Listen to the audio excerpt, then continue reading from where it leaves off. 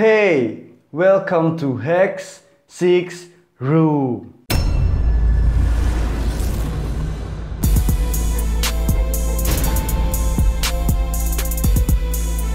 Ya, mungkin kalian udah penasaran banget sama judul video ini. Sebenarnya apa sih yang paling serem di Indonesia? Yap, sebenarnya banyak banget. Kayak misal cerita-cerita legendanya atau cerita-cerita mitos yang emang dipercaya pernah terjadi. Dan semuanya memiliki cerita mistis masing-masing. Tapi kali ini gua belum mau bahas tentang itu. Gua masih pengen bahas tentang film-film yang paling horor dari Indonesia. Ya, sebenarnya menurut gua sendiri banyak film horor Indonesia yang bagus-bagus banget. Dan jujur aja, gue sendiri lebih takut sama hantu dari film horor Indonesia daripada hantu dari film horor barat. Dan mungkin video ini bakal lebih nostalgia buat kalian semua yang lahir pada tahun 90-an. Dan bakal lebih informatif buat kalian semua yang lahir pada tahun 2000-an ke atas. Karena apa? Karena film-film yang bakal gue sebutin ini adalah film-film lama yang emang gue sendiri akuin kalau film-film itu emang serem banget. Jadi apa aja sih 6 film horor yang paling serem di Indonesia?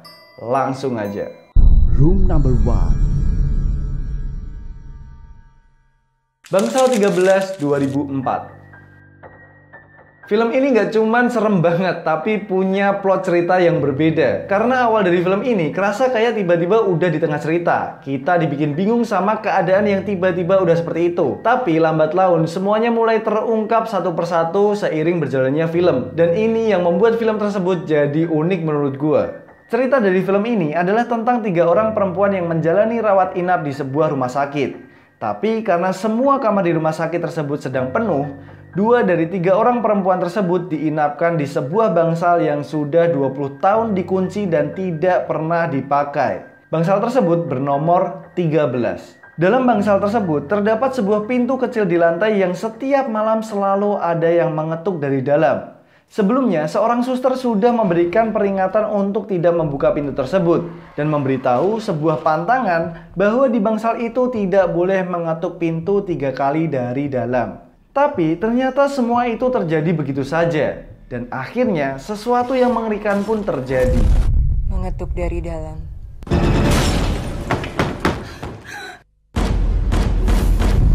Yang bikin film ini lebih menarik lagi adalah ending yang nggak bisa ditebak. Ya, baru-baru ini gue nonton film ini lagi dan menurut gue masih ngeri kayak yang dulu. By the way, kalian berani buat nontonnya? Room number 2. Lengser wengi.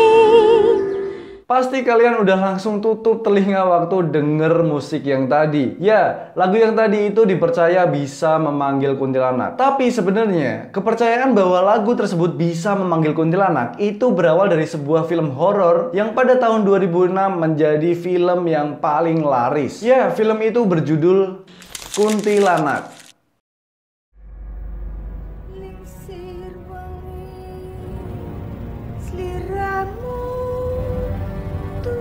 Yang dibintangi oleh Julie Estelle dan disutradarai oleh Rizal Mantovani. Dan ini adalah salah satu film Indonesia yang paling menyeramkan. Mungkin buat kalian para pencinta horor yang seumuran sama gua, bener-bener tahu gimana nakutinnya film ini. Terbukti dari lagu yang tadi yang menjadi ikon dari film Kuntilanak pertama itu masih menjadi teror sampai sekarang. Film ini pun juga berhasil mencapai 1,5 juta penonton pada tahun rilisnya. Wow, itu masih 2006 dan penontonnya bisa sebanyak itu. Itu membuktikan bahwa film Kuntilanak ini adalah salah satu film horor tersukses di Indonesia. Karena kesuksesan dari film tersebut, film Kuntilanak ini dijadikan sebuah trilogi, yaitu Kuntilanak pertama, Kuntilanak kedua, dan Kuntilanak yang ketiga, yang semuanya itu bersambung. Menurut gue sendiri, ketiga film tersebut memiliki cerita yang runtut dan disuguhkan secara menarik.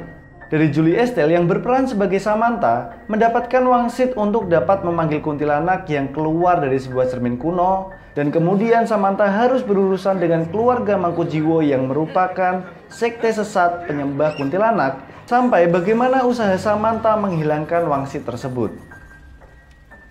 Dan gak cuman sampai di situ, yang bikin trilogi ini semakin menarik adalah setiap filmnya memiliki plot twist yang membuat kita terkejut sama endingnya. Ya gimana ya, kalau film horor sutradaranya Rizal Mantovani itu hasilnya pasti istimewa. Nah, gue juga dapat update ternyata film Kuntilanak ini dibuat lagi dan akan dirilis pada tanggal 15 Juni tahun ini. Dan yang membuat gue tertarik adalah ternyata sutradaranya masih Rizal Mantovani. Mengingat dari kerennya trilogi yang sebelumnya, gue penasaran banget nih bakal kayak gimana film Kuntilanak yang akan dirilis ini. Dari trailernya sih gue tertarik banget buat nonton.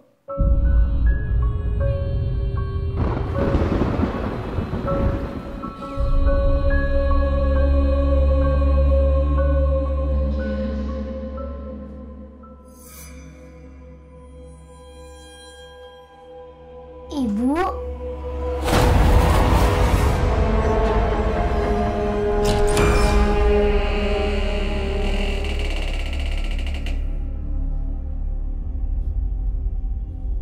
Claudia, Claudia.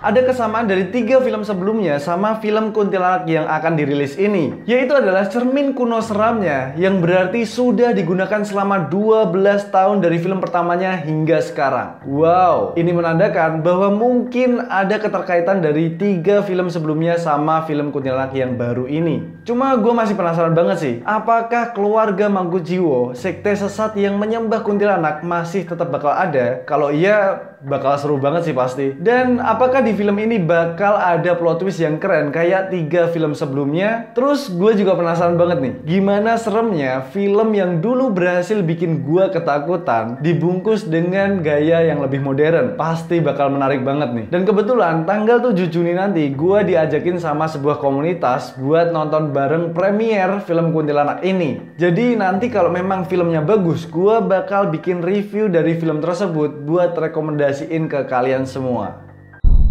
Room number 3. Jelangkung 2001. Film ini adalah film horor pertama yang gua tonton waktu SD. Dan film ini berhasil banget buat bikin gua takut dan gak bisa tidur waktu habis nontonnya. Tapi di lain sisi, film ini juga lah yang bikin gua suka sama film horor. Karena gak tahu kenapa, walaupun gua takut nontonnya, tapi gua bener-bener bisa menikmati emosi yang gua rasain waktu nonton film ini. Jelangkung ini adalah salah satu film horor yang paling seram di Indonesia. Dan sutradara dari film ini juga Rizal Mantovani. Film ini menceritakan tentang 4 sekawan yang sangat penasaran dengan makhluk halus. Sampai akhirnya mereka mendatangi sebuah tempat angker bernama Angker Batu dan berusaha mencari penampakan. Karena mereka tidak mendapatkan apa-apa setelah 3 hari, salah satu dari mereka nekat melakukan ritual jelangkung di sebuah kuburan misterius di tengah hutan yang mereka temukan sebelumnya.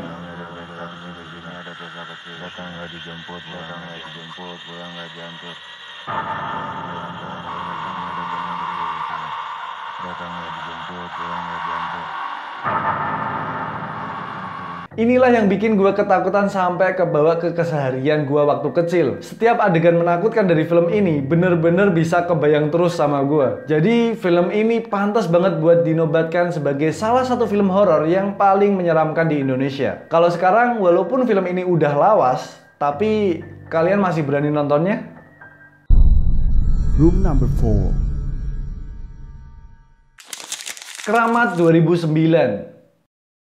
Ya, film Keramat ini menurut gue sangat unik banget. Dan film ini berhasil bikin gue salut. Film ini dibuat tanpa adanya skenario. Semua kru film berangkat hanya bermodalkan dengan alat syuting saja. Dan semua adegan di film ini diberitahukan oleh sutradara ke semua pemainnya hanya beberapa menit sebelum kamera roll. Wow, film ini menurut gue gila banget sih. Mungkin karena konsepnya semi dokumentasi dan semua pemainnya menggunakan nama asli, itu yang membuat film ini menjadi kerasa real banget. Dan ternyata di balik pembuatan film tersebut pun banyak banget cerita-cerita mistis yang terjadi. Dan ada beberapa adegan yang asli yang terjadi waktu syuting dimasukkan ke dalam film tersebut. Itu yang membuat film ini jadi sangat-sangat menarik buat ditonton. Gue nggak bisa cerita banyak tentang film ini sih. Mungkin kalian bener-bener harus nonton film ini kalau kalian belum nonton. Dan respect banget buat semua kru dan Monty Tiwa sebagai sutradaranya bisa bikin film horor Indonesia yang keren banget kayak gini.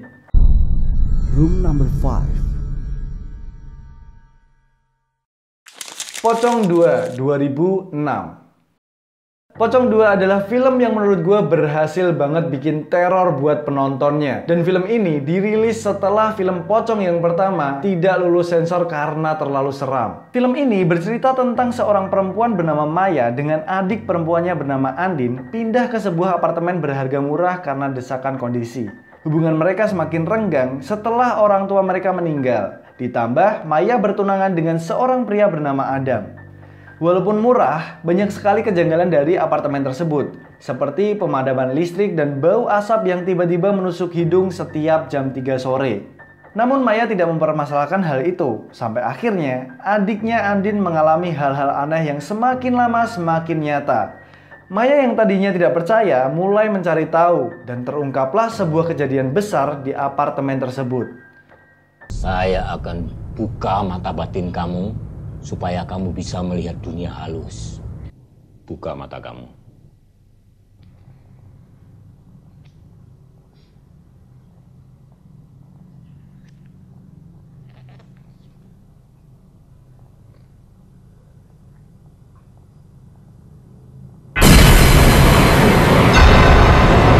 Di sepanjang film, kalian bakal diteror sama penampakan pocong yang sangat-sangat mengerikan. Dan ditambah sama set lokasi yang mendukung, bikin film ini jadi lebih serem lagi. Dan gak cuman itu, film ini juga bisa dibilang memiliki cerita yang lengkap. Horornya dapat banget, ada cerita tragedinya, dan di sepanjang film ada bumbu-bumbu komedi yang bisa dinikmati. Jadi menurut gue film ini pantas buat dinobatkan sebagai film horor terbaik di Indonesia. Ya semoga nanti ada film Pocong 3. Room number 6. Pengabdi Setan 2017.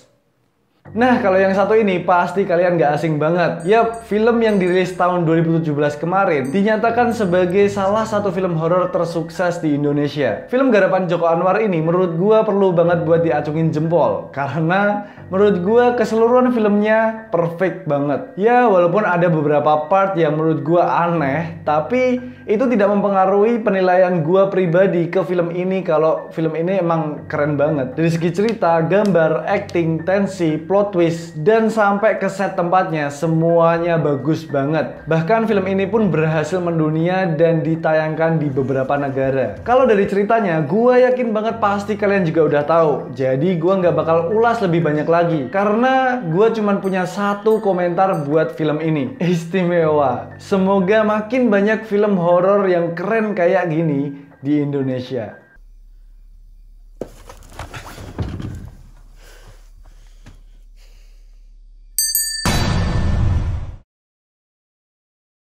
Nah, itu tadi adalah 6 film horor Indonesia yang paling serem menurut gue. Dan kenapa gue bikin video ini? Karena gue pengen nunjukin ke kalian semua bahwa film-film horor Indonesia itu juga banyak banget yang bagus. Dan gue berharap banget semoga kedepannya lebih banyak lagi film-film horor yang berkualitas, yang punya cerita yang bagus, dan bisa membawa nama Indonesia ke mancanegara. Dan itu aja video kali ini. Jangan lupa buat kalian semua like, comment, dan subscribe. Dan yang terakhir, bye. It's behind you now.